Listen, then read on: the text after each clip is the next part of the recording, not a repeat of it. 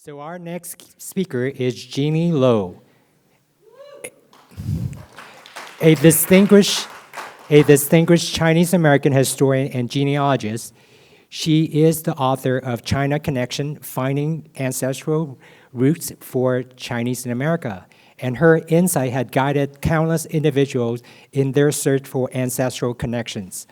Today, Jeanie will unveil the detective work behind the family history, uncovering historical map, encryption, World War II draft registrations, immigration strategy like paper names, and pivotal legislation include the Chinese Exclusion Act.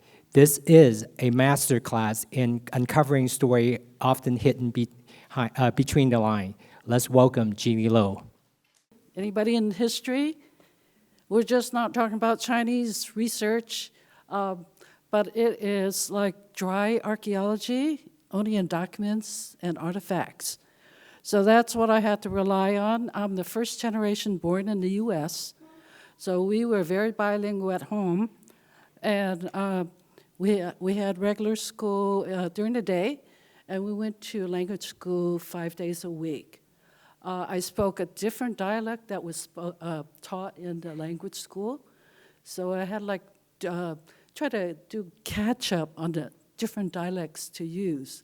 So I used phonetics to learn my Chinese, depending on who I was talking to. But sometimes I would slide into what we call 7-up, the third and the fourth dialect. I would mix it in sometimes just to get my point across. And then to buy dim sum, I had to phonetically write down the item. And the ladies at the dim sum place would correct my pronunciation without anything going on, and that's how I stayed within being able to speak the different languages. Okay, here we go.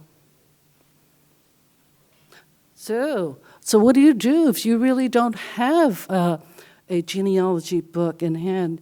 My parents were immigrants. My mother came from a farming community. I knew only that they were Christians. And my dad is coming from another rural area in China, southern China, and his family tradition was carpentry. So when he came over as a 16-year-old, that was his trade. So how do you get into ethnic research? So sometimes it's a family story with specific dates. Sometimes it's a family artifact. Could be a first-person interview. Could be an immigrant story. So we're going to just I'll throw those out eventually in the image form. Other times it's the family names and ancestral villages and letters in Chinese script. So those come in really important when you're visiting the ancestral village and trying to identify who's who on the genealogy charts. So if you're not bilingual in Chinese, you can always ask a native speaker to help. So you just need to have like an image of like maybe the gravestones, or have copies of the genealogy charts.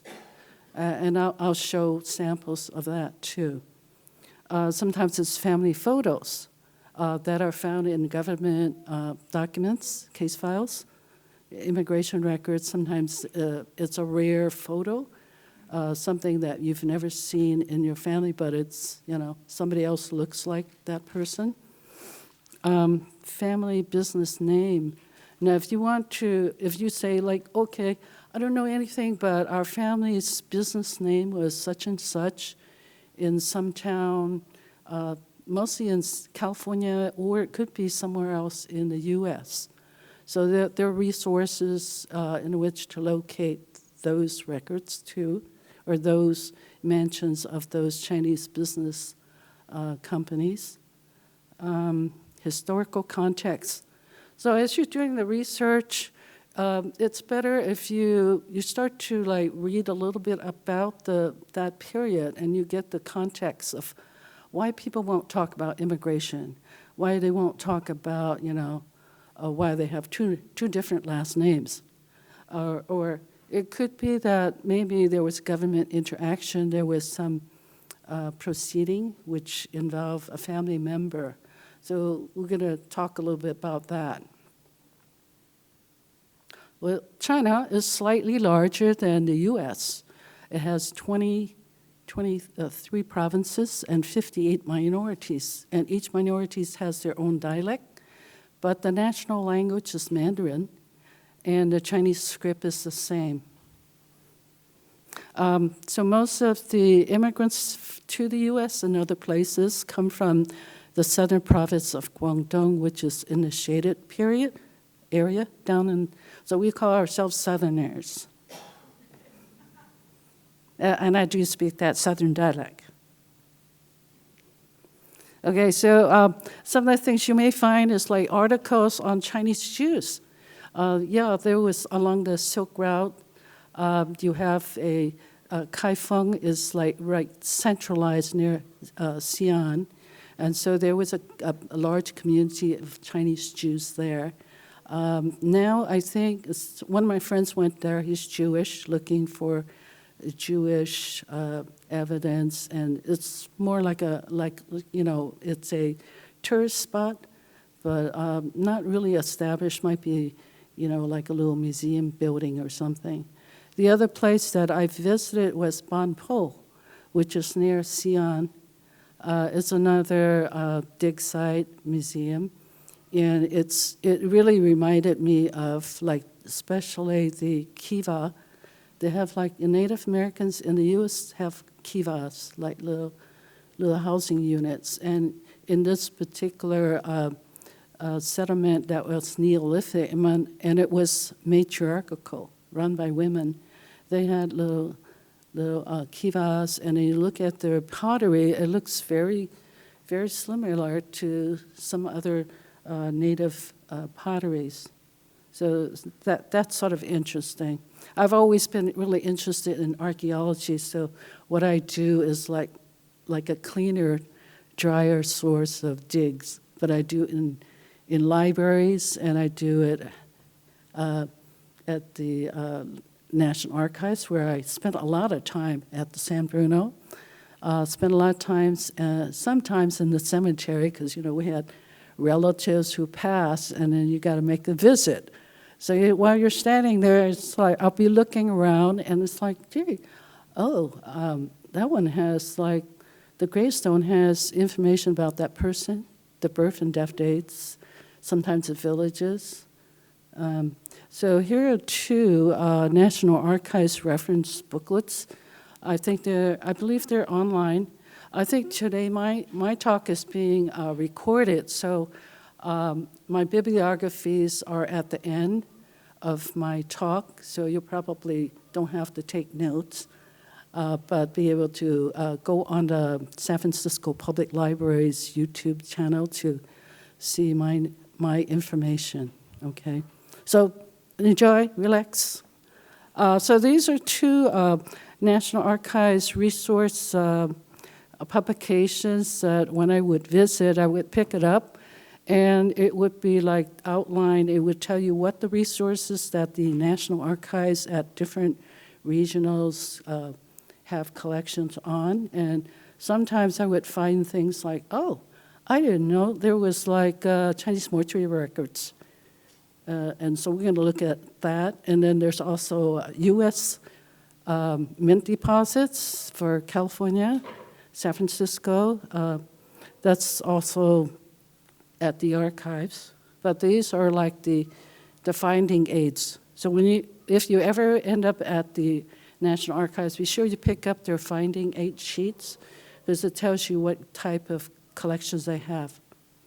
So it's not, the National Archives is not just on Chinese, but they hold obsolete records, obsolete federal records that have been released.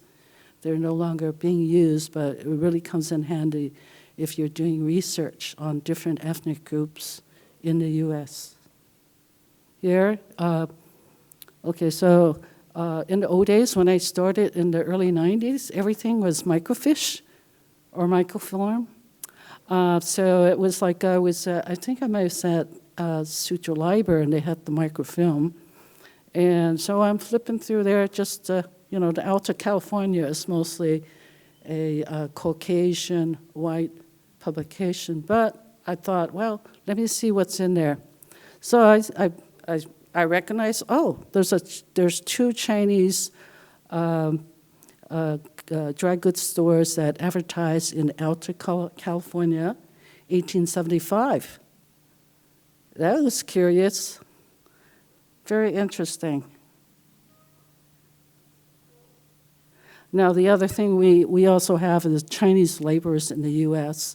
These are two books. These are in book form. You can probably buy either Chinese and the Iron Road is the building of the Central or the Trans-American Railroad from the East Coast to the West Coast. That's probably in the library. And the other one I picked up when we were up by Dutch Flats, and there was a museum up there.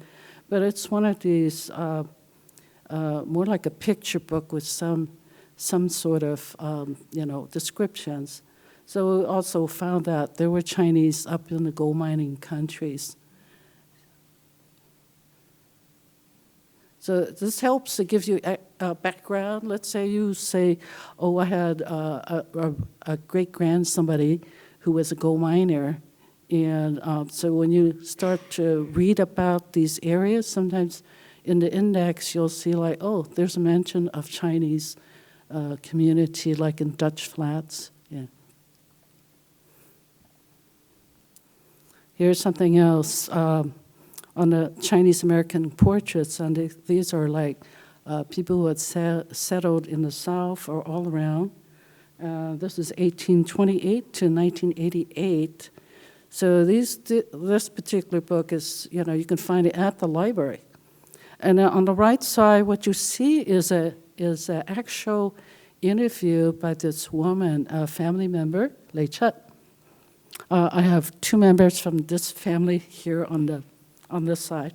So they would be interested, like, we didn't know she belongs to us. Well, she was a relative of their grandfather, Lo Duc. And so he was born in San Francisco in 1888 in Chinatown, and he was going back to China. So before he left, they had to interview him because the Chinese exclusion laws. And so then they brought in a witness, and one of the relatives was Lei Chut. So she talks about when she arrived in California, when she was born. So she was born in 1842, and she arrived in 1869. So, it gives a little bit of the family history. So this is a true history for this family. So she was interviewed in her native dialect, and then the immigration officers also hired interpreters, translators, and so their court recorder would be typing up the English version of her responses. So you can see that, I don't need to have Chinese to look at these case files. These are the early ones, the RG85, and these are found at the National Archives in San Bruno. But you need to know the immigrant's name or the person's name. It wouldn't be, Frank Lo. It would be Lo Duc, would be his name. Okay. And the other thing is, like, maybe you'll just visit some of the gold mining towns and then just say, whoa, look at this exhibit. It says Hinkei Gold Dust Spot. So that gives you a hint of what's happening in the Chinese dry goods shops in the gold country would buy the gold dust or gold nuggets from the Chinese gold miner up in Colombia. And then he would turn around and deposit it at the U.S. Mint in San Francisco. So there are records for that at the National Archives. The ledgers are down there, very legible. 1854 all the way to like 1920s or something. Now, this one happened to be the 1885 San Francisco Chinatown map. And this is very useful because it shows every usage that's documented for each building in Chinatown. And this is a board of, the San Francisco Board of Supervisors ordered it to show that Chinatown had a lot of vice, gambling joints, Chinese prostitutes, white prostitutes, opium resorts. And so they were actually wanting to get rid of Chinatown and move it to Hunters Point or Potrero Hill. So, and this map actually came to me through a girlfriend. Her brother worked for the planning division. They had the full-scale blueprint of this map. So it's like 4 feet by 2 feet. So I've sort of trimmed off some here and there, but I believe that the San Francisco History Department upstairs has a smaller version of this map. Here's a little blow-up of some of the things, like you'll find like there were like 2 undertakers, 2 Christian missions, there were jewelry shops, there were laundries, lumber yards. You'll see that some of the alleyways have changed or filled in. But it goes from California all the way to Broadway and from Stockton down to Kearny. So the next block down would be Montgomery, which is the financial district. So if they were able to move Chinatown away, then the financial district probably would expand into Chinatown.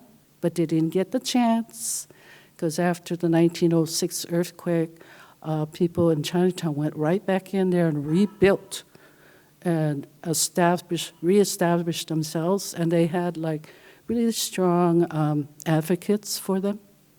It was like the Consulate General of China was really a strong political advocate for China's being remaining in Chinatown, because there was a lot of trade going from San Francisco to China, porcelain, silk, shrimp, and everything. So they didn't want to displease the Chinese government, so they left Chinatown alone. So you'll see here, CP is Chinese prostitutes, but you'll also see like WP, which is white prostitutes. So, and then you have, you also have, shoe and boot factories. You have opium resort manufacturing. It's listed. Then you have laundries, jeweler. There's a Chinese doctor in there. So it's, on my large map, I can see it with the magnifying glass, but the miniaturized one, I think you have to really blow it up or something. But it's nice to have. And it's color-coded. And so I think about 2 weeks ago, I finally took a color pencil to my large printout and colored in the sections that were like, the supervisors wanted to point out where the vices were. And so you see around the perimeter with the lodging, whites on one side, Chinese on the other, and then, gambling in the middle, white prostitutes and Chinese prostitutes. There's sort of like a separated area, but all within Chinatown. So that's a 1885 map of San Francisco Chinatown. So if you're not looking for your family, this is interesting historically, hey, right? Yeah, so sometimes I would hit these brick walls and then these things would come to me and it's like, I'd be sidetracked. I'd be sidetracked, but then it's like, oh, there's the actual address of that building. So it's not a block and lot map, it's actually the address. Here's another blow up. So you'll see there's a kitchen, there's like a barber shop, a lot of gambling going on. So opium was not outlawed until much later. So 1885, they were still okay. But, people sort of there was a lot of that going on. General stores, hardware stores, cigar factories. There were two women's underwear places, and there's also a female like a hospital dispensatory. So this is all below Stockton, from Stockton down to Kearney, and from California to Broadway. And my daughter was asking, well, where there's Portsmouth Square, what happened around there? And I go, well, that was sort of like the Mexican Plaza when Spain still owned California. And then where did ships come in? We hear every now and then they're building a new building down in the financial area, and they run into a historical ship. And it would be like, well, those would be the gold rush ships that people abandoned because they're in a rush to go to the gold mines. And so they would, so I think the estimate is like almost 600 ships were buried underneath as landfill. Some were used as hotels, restaurants, storage. And so that would be like maybe Clay and Sansom, like Sansom Street, which is below Montgomery. You got Battery and then Sansom. So that's what the Yerba Buena Cove was, started there, and then all the landfill from the ships were piled up on top. Yeah, sometimes they would burn the ships, level it, and then they puts more things on top. So that's why if you're down that area, the subsidence is a little touchy. Yeah, we know that building, that is tilty. Yeah. All right. So yeah, so here it is. Here's the tablet of the San Francisco Board of Supervisors. They actually had a map makers go out there and probably survey every address in Chinatown and to label what the usage was in 1885. Okay, now we come into more books. There's a really great book. It's the classic Angel Island by Erica Lee and the late Judy Young. These are Chinese-American historians. So my research is based on all those who have come before me. I just happen to zero in on genealogy. And then we also have the repeal and its legacy. So this was a symposium at here in the city, and it was about the Chinese Exclusion Act of 1882 to 1943. And so why is it important? Well, that's one reason why Chinese immigrants before 1965 are so well documented, because there was an anti-Chinese labor movement. So you had to be like, okay, if you were a merchant, a diplomat, student, or traveler, you're okay if to enter the U.S. If you were a laborer who came in before 1882, you could come back in if you had $1,000 worth of investments. So everybody else, they stipulate that anyone who used their hands was considered a laborer. So 1870, they had the Depression in the U.S.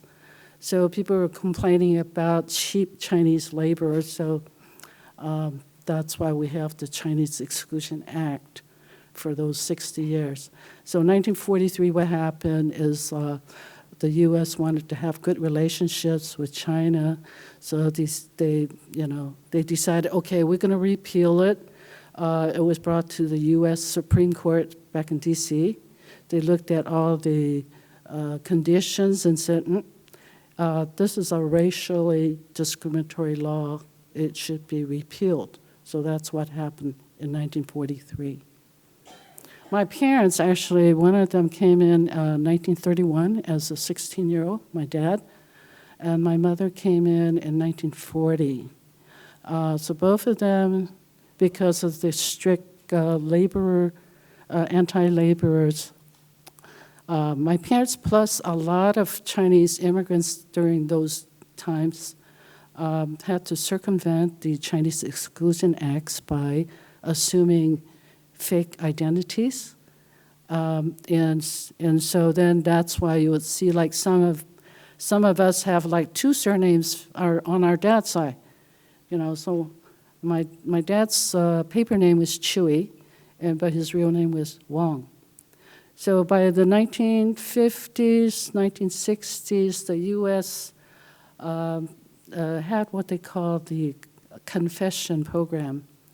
They would encourage people who had fake identities to come in and reclaim their family history of their names. So those are like government proceedings that are in some of the case files that that have been brought back for family members when they request the entire file. You'll get things like, for my dad, it was like 130 pages of his photo and his immigration records from Angel Island, all in English, for 1931 as a 16-year-old. Then in the 1960s, he and my mother went through the Chinese confession program. So then there's a whole section of that, court proceedings, the true family history. One of my brothers and I, we actually had to fill out the true family history. And those were submitted to INS, or now it's ICE. And my parents and others who had gone in to reclaim their records were like advised that they could be deported. And then their records, like if they had like a criminal record or anything, those were checked. The FBI files checked. They had witnesses, and I guess because my parents been here over 30 years until that period, the government decided, okay, we won't deport you. We'll let you stay. So out of that, there were about maybe almost 34,000 people who had gone into INS to reclaim their records, or somebody else told on them. And so they were in trouble. They had to go in and clear it.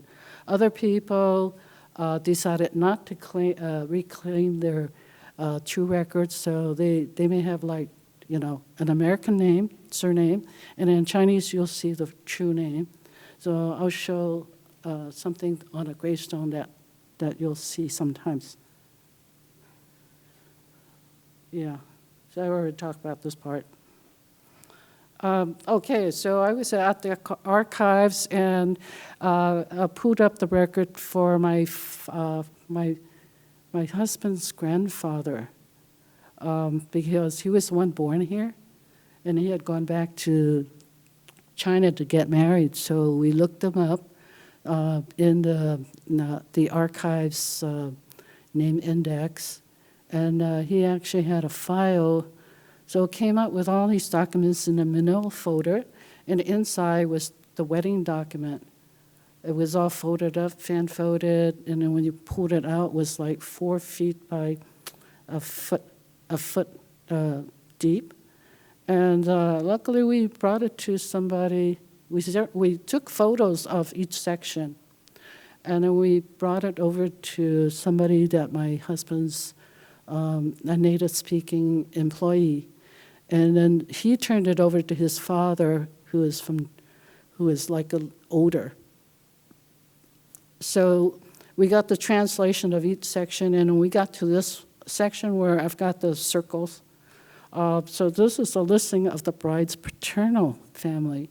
So for the brides, you hardly ever get this kind of information unless they're, this was turned in to prove that they were legitimately married.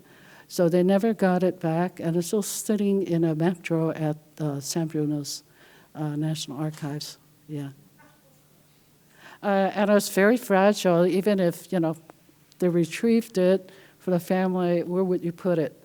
At the archives, they actually have like sort of a temperature-controlled storage units, and it's in a big old map tray. And there's a RG85 case file for this one, but this is the Lo Tuk and Ao Kim wedding document. There it is down on the bottom, when it's really pulled out. See how long it is. So it's like red and go, and then because I'm trained in calligraphy also, I can see that as two different scripts. In those days they didn't have Xerox machines, so they would have somebody hand write the information that needed to be filled out.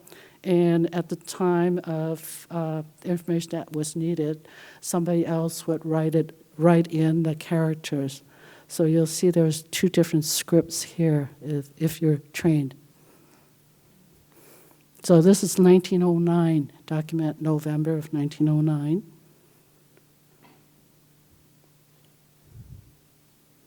On this one, it's luckily my mother-in-law remembered her husband's entry name. It wasn't Eddie Lo, but it was Lo Bong. So once again, we were at the archives and we looked up his name in the binder, and lo and behold, his file was there. There he is on my left-hand side. So that's him.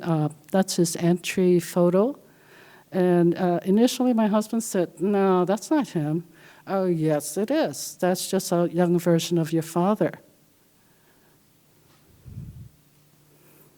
And so on the right side, we have a little outfit, and that came from my mother-in-law's house. It was in a little black lacquer box, travel box, and we took pictures and took measurements, and then asked her if she knew anything about this outfit, and she goes, "Yeah, I wore that to a Chinatown party when I was 8. So yeah, so that was really nice. So it's got the little floral buttons, and it's a pants and tunic. So she said it was to a restaurant in Chinatown, and it was for the ladies' celebration party. So this outfit is now over 100 years old. What we did is we took it to a dry cleaner, and they did a really nice job. But on the back side, there was like a lot of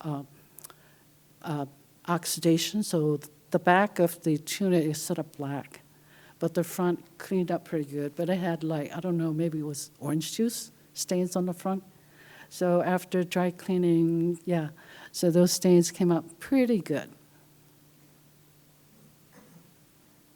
Now this one, this is where my dad apprenticed for the family carpenter shop in Chinatown, 145 Waverly Place, Seonggut. I even went there after language school to meet my dad and then get a ride home. And so I had written about my dad's immigration and where he started working, and I submitted to the Angel Islands Immigrant Voices. The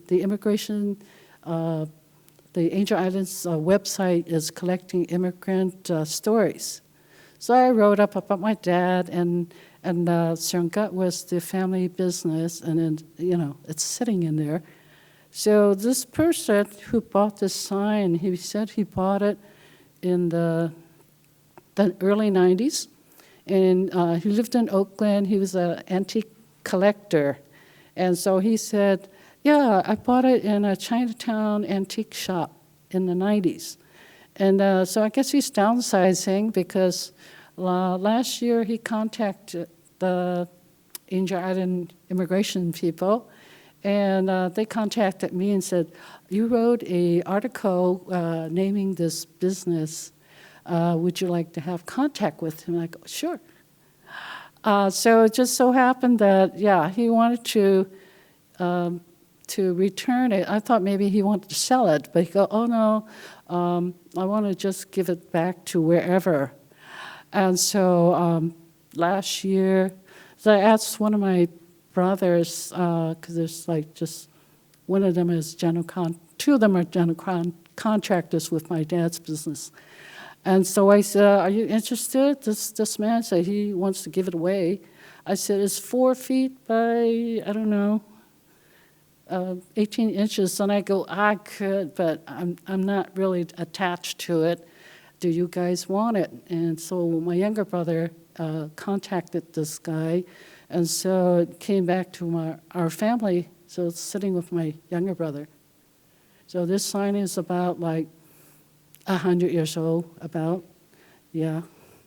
Now I'll talk a little bit about this company too, and their part in helping to rebuild Chinatown after the earthquake. So so early on, I'm still sort of like have really sparse information on the family. So I'm standing in the library waiting for the kids. I pull off a book in the Asian collection. And lo and behold, I hit this chapter called Talent from Tim Sam Village. I go, that's the village where my dad's family is from. So I started looking at it like, oh, gee, I think this is an interview by one of my uncles. And he's talking about when he first came in from China, and his dad and his uncles. So my grandfather is one of his uncles. So where I have the sort of line is like, oh, in red. It's like, oh. Yeah, so it was, he talks about their grandfather. So it's was a master carpenter, and he trained all these people in the village, the men in the village, to be carpenters. So you have a lot of Wongs who are carpenters. So that's where my dad gets his apprenticeship from there. And then when he comes to the U.S., he said, yeah, we slept in Sherguts on the second floor on the work horses with a plank on top. That was his bed. Then during the day, they would disassemble it, go off to work. And so I think there was only one grandmother here. All the others were still in China. Oh, okay, got 15 minutes. Okay, so being at the archives again, I knew that they had the Chinese business registrations, the Chinese Business Partnership List for Shergut for 1913. So you have to know the business name or the address. And what the government was doing is they collecting all these partnerships to be sure that people were not working with their hands, that there were managers and whatnot. So it had to be like every 6 months the companies in Chinatown and other places with Chinatowns had to submit their business partnerships and how much of an investment they had in the company. So on this one is my granduncle. And I had to show my mother this copy, and she was able to identify my grandfather on here, which is the third name down, because I didn't know what his Chinese name was. And I couldn't really read Chinese, but she was able to identify it for me. So on this one, you'll see that, oh, okay, the manager has $1,000 invested. Then you have like other people have maybe $600 invested in this company. And they might have, let's say if they have 600 here, they might have another investment with, let's say, Fatming, which is the stationery store in Chinatown, a stationery store in Chinatown, who are also Wongs. So they're related. So when I looked at all the Chinese partnerships, there was several years that were listed, and it really doesn't really say what this business was for. But we know that it was a carpenter shop, and then what we heard is after the 1906 earthquake, my granduncle who was over here, summoned his brothers, and that included my grandfather and his other brother, and they helped to rebuild a lot of San Francisco's Chinatown, like the restaurants and things. Yeah. So in their immigration interview, I see that, their witnesses will say, oh yeah, I'm the lumber yard manager, and yeah, I know this company, Sangat. They're ordering like $2,000 or $3,000 of wood a month right after the earthquake.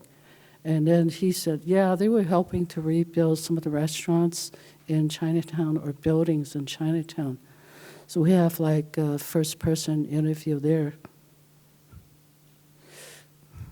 And so at the beginning of the Chinese business partnership list microfilm, they had this explanation of why. Why would they require it? When was it done? And so it explains in this letter here for this particular company that this was a Department of Labor, and then labor was turned into the Department of Justice, Homeland Security, Department of Justice. And so they were trying to establish that these members were bona fide members of these Chinese firms. So this is 1892 all the way to 1952. Now here's another really interesting, is the International Chinese Business Directory, 1913. I think I found it at Sutro Library, the hard edition. So I'm looking through there, and it's like, wow, it's a really thick book. And so every single country in the world where Chinese were established, there was some kind of like a dry goods store or something established. So, you see the Chinese characters, you see the English, and you also see what they were selling or buying. So Antigua, down in Central America, you've got a company down there, and it's silk and goods. And then Coban, it's groceries. There's a National Association in Guatemala, laundry, silk, clothing manufacturers. So and I think it's available online, but it's part of my bibliography. World War I draft records, 1918. So once again, I'm still at the archives, and then I know they have, like now they have Ancestors database. So I'll go in there and pop up a little tab. And it's like, oh, he's registered for World War I's draft record, but he's up in Valdez, Alaska. So why is he up there? Seasonal work in the canning industry. So there's like, nobody tells you any of this stuff, but somehow it's like you have government documents where, it's like it's already documented for you. That's him. His family's in San Francisco. He says he's born in 1888. And the little description, he says he's a laborer. He's okay because he's born here, so he has birthright citizenship. He's married, right? Here's something that Chinese immigrants had to carry. It's like a photo ID. So it was required to be carried at all times by Chinese immigrants during the Chinese Exclusion era. So, like somebody in authority could stop somebody who looks Chinese, like a Chinese immigrant, and say, "Show me your papers." And then you would have to whip it out, and it would be about 6 inches by about 1.5 inches. And it has the photo, has his name, what his immigration status is. In this case, it's a student, and he's a merchant's son, so that's double. And when he entered the U.S. was 1926.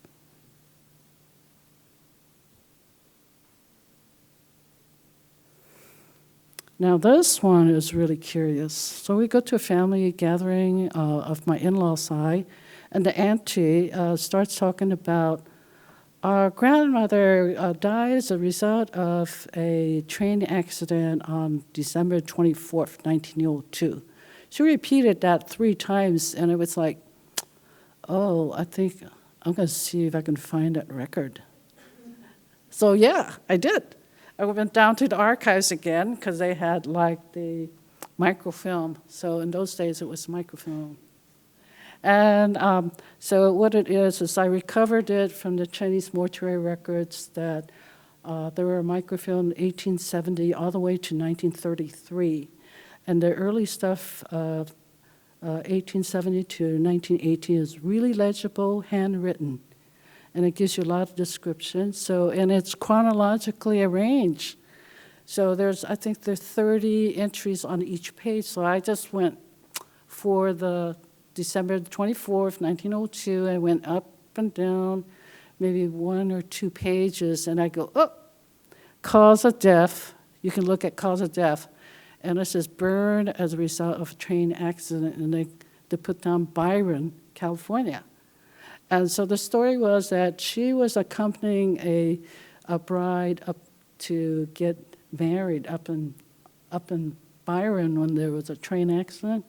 I think a couple of years ago there was another train accident around Byron.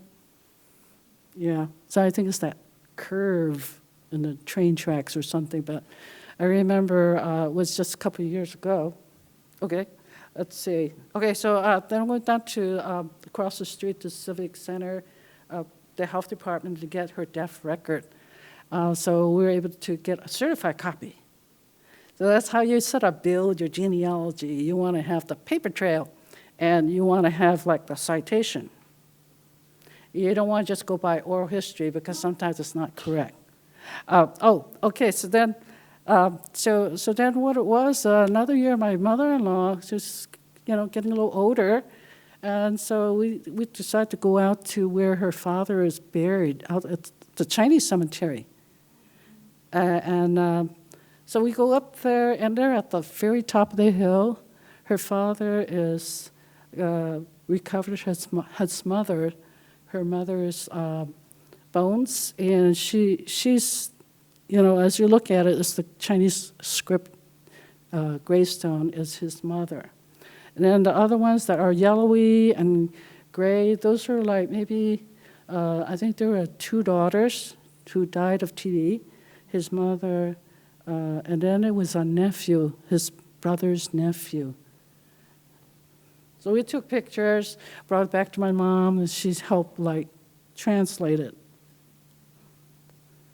So this is what I'm talking about, the 1906 San Francisco earthquake, Chinese mortuary records. So everybody who sustained injury or died as a result of the San Francisco earthquake who was Chinese, they gathered all the mortuary records and they logged it all in here. And why did they do that? Well, once again, they're trying to document Chinese imposters or immigrants, and they could sort of, go through the list. So within the Chinese mortuary records, I did find the notations as unknown deceased bones sent from the U.S. territory. So it's like Pennsylvania, Texas, Idaho, Nevada, places like that. So so every 10 years they would dig up the deceased and scrape off any organic stuff and then put them in bone boxes, and they would send it back for reburial in China. But because China had become a communist country in 1949, they couldn't send it back to China. They would send these boxes back to Hong Kong, where the Chinese hospital, Donghua Yuyun, it's sort of like a Chinese hospital, and they would handle the relocation of if they knew where the individual's from, they would send it back to that county. In this particular case, these were unknown identities. So, and I think in the 90s, my professor at SF State was able to talk some of the officials into reburying these unknown boxes at this particular cemetery in China, the Sunwood area, down in the southern too. So at the beginning of the microfilm for the Chinese mortuary records, those were compiled in 1933 to 1935 as part of the WPA project. where, people, it was during the Depression, they needed to find jobs. So the federal government hired some people to do different jobs. And this was one of the projects. So it was to root out any immigrant imposters. So it's still ongoing, right? Here's a gravestone. This is my calligraphy off my book. I thought, well, it has like a little, in Chinese script, you see what it would look like if it was a fully funded gravestone.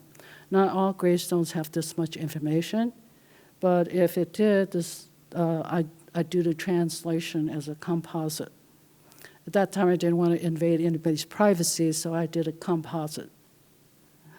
And so it tells you what birth date, death date, the man, so he's a Wong, his wife is a Chin. And then in these older gravestones, sometimes they would quote the reign of that emperor and then how many years within the reign, and you have to do your math, know when the reign for that emperor was. Here's another one where you have a dual surname for the man. So in English, it says Zheng in the birth date. Then in Chinese, if you look at his, it says Li. So it's like, I assume that he did not go through the reclaiming his surname or undergo the Chinese confession. So sometimes you have to that's why the grandfather had two different names. So you have to look at the Chinese name, and that's usually the true surname. Passenger records. Some of these you can find on Family Search or Ancestry when you go into the immigration section and you type out the immigrant's name, and then you get like the ship passenger record, and you can request a record for this person for, let's say, wherever they entered, like Angel Island or El Paso or on the East Coast or somewhere. Here's a petition for naturalization for my husband's grandmother. She was actually born, she was already married to a birthright citizenship, but she thought maybe she try to get naturalization under her own name.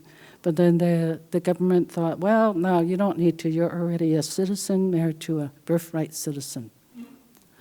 And this one here was found at the National Archives in San Bruno, the actual hard copy. So if you didn't, and you did have like some sort of a file number, which is on the bottom there, you could request online the FOIA for the entire file, and hopefully you get everything. And that would be through the USCIS site online. It's a freedom of information. Doesn't cost anything. The last time I took a couple of friends to go through that route, and they didn't have to pay anything. They got like thumb drives with those copies. Other people have gone through their genealogy program with USCIS have had to pay $65. Yeah. Here I am. I did go back to China, but I never was born there, right? Because I'm born here. So my grandmother was still alive, and so took an opportunity to visit. And the family home was this ancestral Sanjipai. So this is the 3 generations of the family. And what you find, so I didn't want to try to translate, so I took a picture of it, and I came back and I retranscribed it for myself.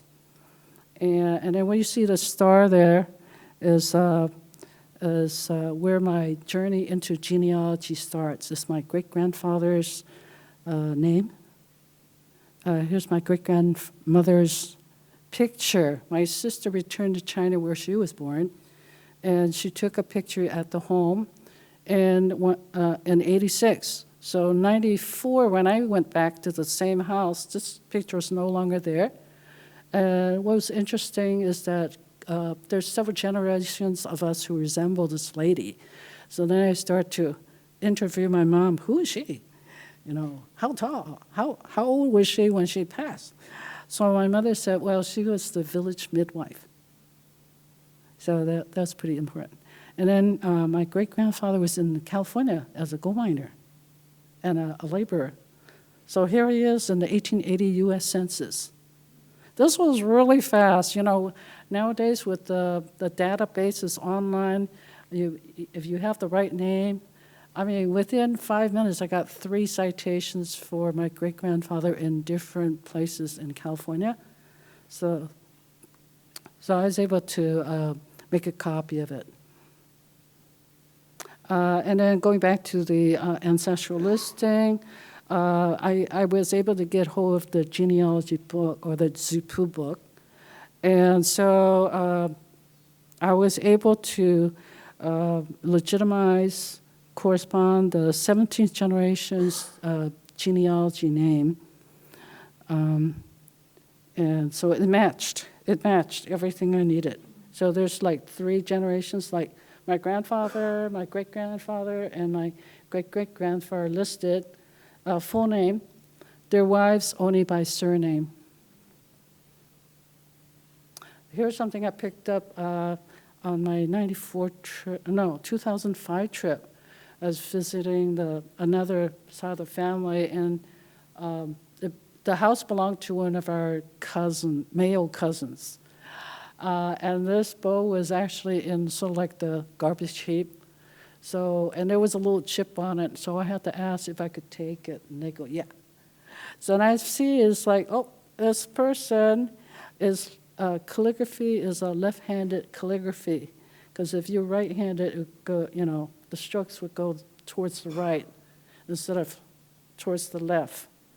So I was told that these were sort of like community. Each family would have a bowl like this, and they would go to like wedding celebrations where like the cooked pig was shared among all the guests. Now the other thing about this is I know that a lot of these types of bows are found in some of the railroad sites in California, but they're in shards. So I have the complete with just a little chip on the upper corner. Yeah. Okay, so here's my bibliography that you'll see in the recorded version. That's it. Thank you.